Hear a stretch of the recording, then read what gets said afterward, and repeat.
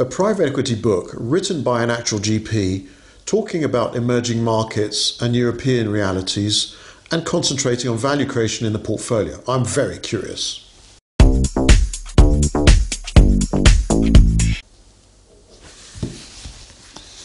This is the book I'm going to be reviewing. It's called Value Creation in Private Equity, and it's by Albert Alsina, who is a fund manager, who's been a fund manager for 20 years, based in Europe and investing in Europe and in Africa.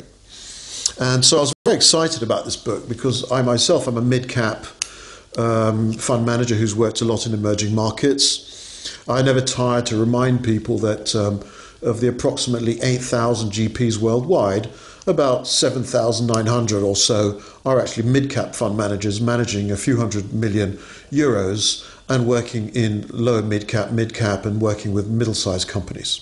And so I was very excited that a fund manager working in this space came out with a book. The second thing that I thought was very interesting about the book is that he focuses exclusively on the area of portfolio value creation. So it's not about the deal making. There isn't a lot about value evaluation of investments or about exits. It's really about the moment after you've invested and how you create value. And there's definitely a shortage of literature on that and a glut of literature on deal making.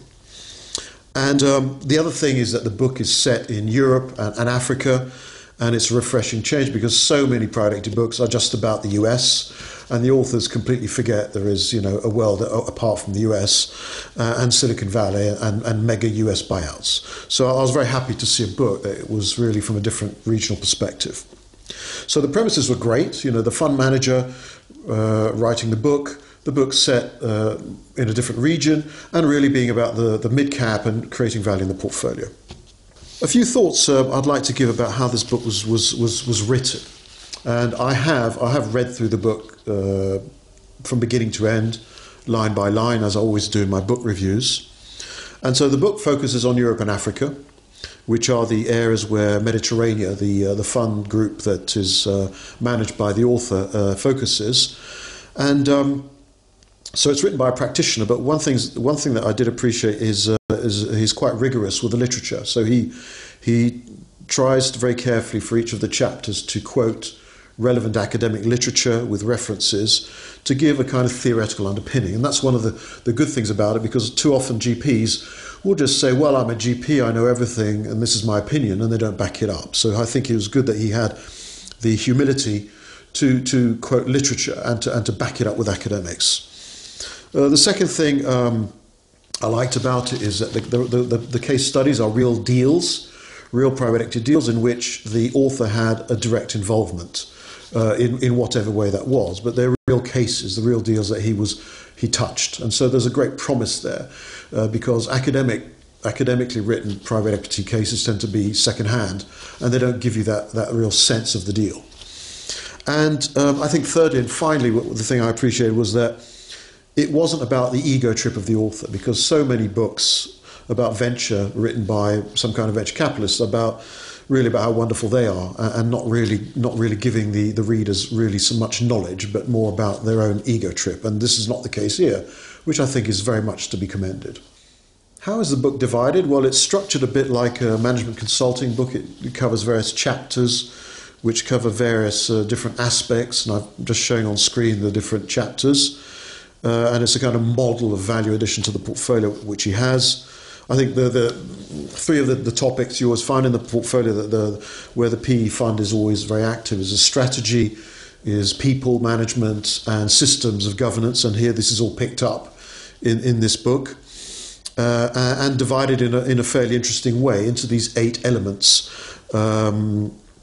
which are all self-contained and talk about the different areas of private equity where the fund manager will add value to the portfolio. One of the things that this book does quite well is to break down how the value creation post-investment can take place, and it's in these three principal areas of strategy, human resources, and systems. And the book creates a framework for private equity for the value addition in the market. So it's a kind of theoretical framework based on the experience of the author.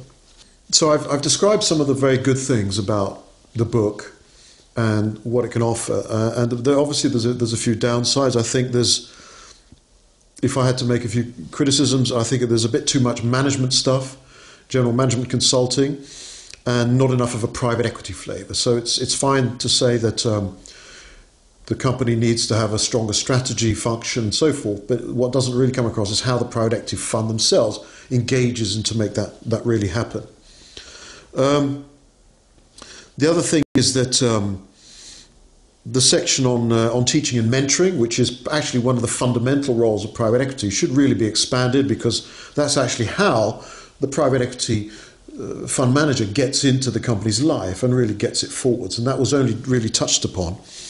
And there was a very interesting table showing the engagement of the fund management team at different levels vis-a-vis the company manager, and that could have been a chapter on its own, but that really wasn't really followed up. So there's a sort of lack of the private equity aspect of it. So that's one of the criticisms I've made.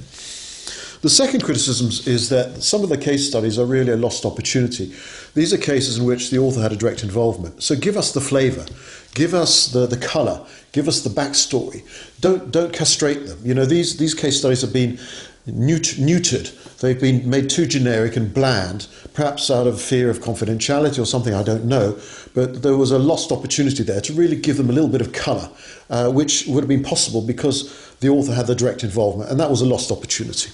So what would be my conclusion about this book? I think it's definitely an excellent book for the reasons I've discussed. It's a must-buy for any GP or anybody working in private equity, especially in emerging markets.